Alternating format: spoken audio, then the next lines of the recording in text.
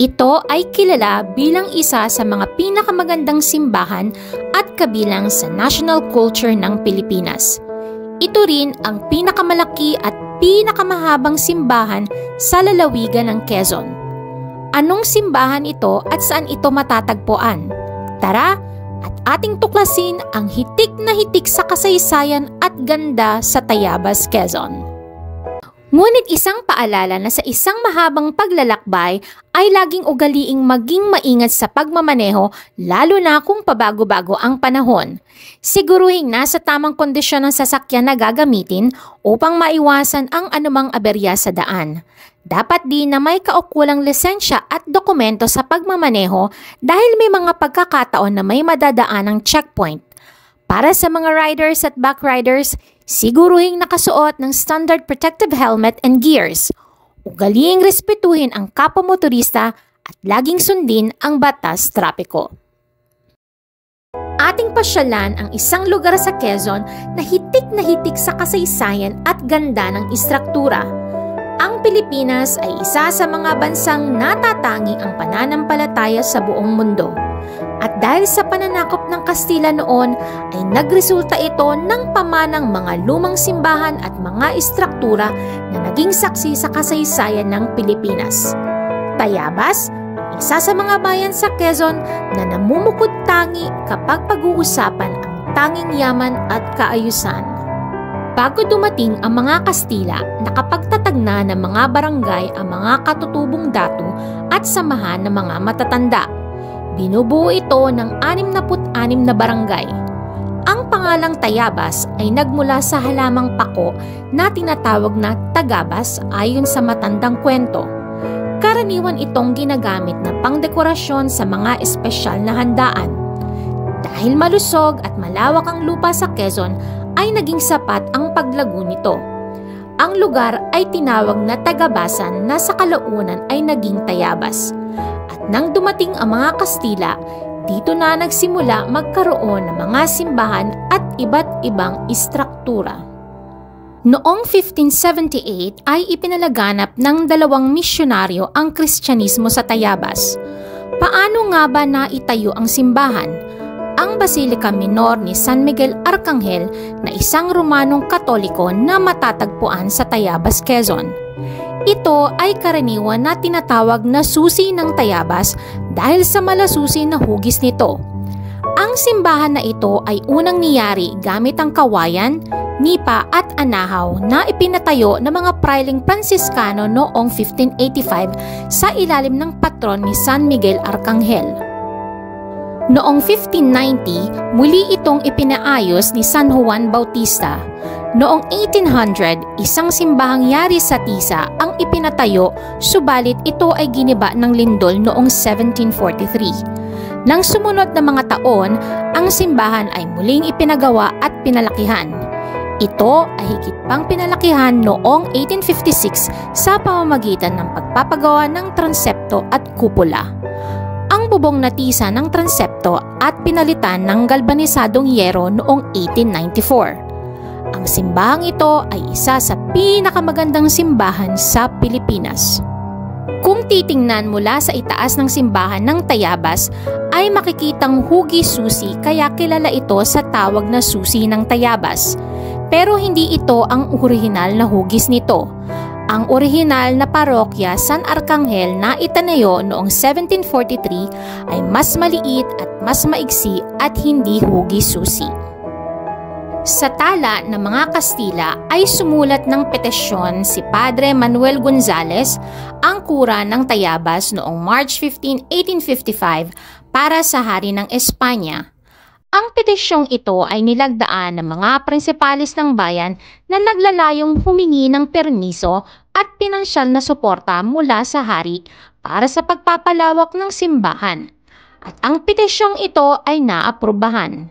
Kaya agad sinimulan ang konstruksyon ng simbahan. Ipinag-utos din ng pamahalaan na 20 kalalakihan sa bawat barangay ang dapat magboluntaryo sa gawain. Pinamunuan ni Maestro Severo Sacramento ang pagdidisenyo at paggawa ng simbahan. Siya din ang gumawa ng blueprint nito. pagpasok sa simbahan ay bubungad agad ang napakahabang aisle na kahit sinong babae ay papangaraping lumakad dito habang ikinakasal. Ang aisle na ito ay may habang 103 meters o 338 feet na nagmula pa noong panahon ng Kastila. Pinakamahabang aisle sa Pilipinas na sinasabing kapag itinayo daw ay kasing taas ng Eiffel Tower sa Paris, kung kaya ito ay kinukonsidera na pinakamahabang simbahan sa Asya.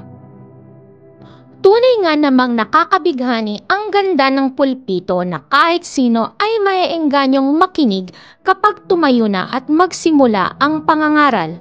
Kahanga-hanga sa ganda ang simbahan at kahali-hali na pagmasdan ng altar na nangaakit na taimtim na manalangin. Makikita sa altar ang iba't ibang imahe ng mga poon at makikita sa gitna si San Arcangel na pangunahing patron ng simbahan. Noong 1800 naman inilagay sa tore ng simbahan ang orasan ng basilika. Dito din matatagpuan ang pinakalumang kampana na itinuturing ng sentenaryo. Isa sa pinakamalaking kampana sa buong Pilipinas na dating ginagamit bilang pagbibigay pugay sa mga dumarating na mga bisita.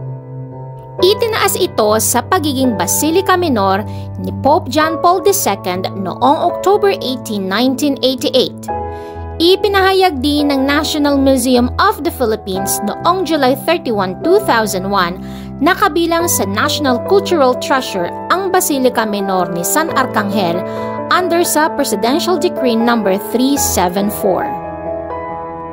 Ngayong Semana Santa ay mayroon silang exhibit na magtatapos hanggang March 22, 2024. Ito ang makikita sa kanilang Lenten Exhibit 2024.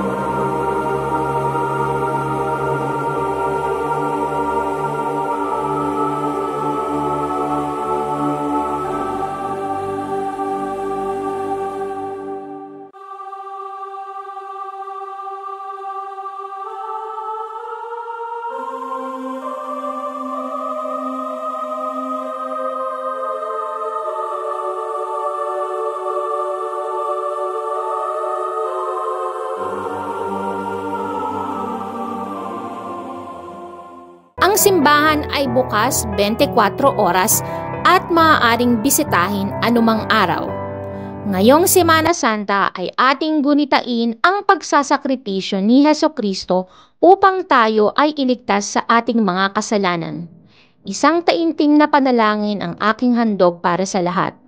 Maraming salamat sa panonood at hanggang sa muling Angkas Venture. Paka-paka!